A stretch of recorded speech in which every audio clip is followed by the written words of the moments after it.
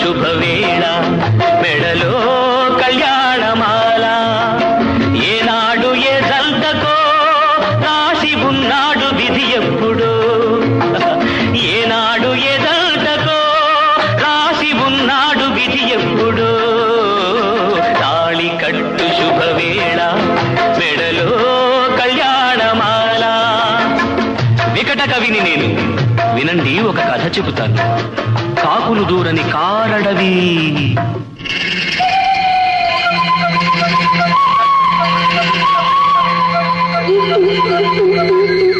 అందులో కాలం ఎరుగని మానొకటి.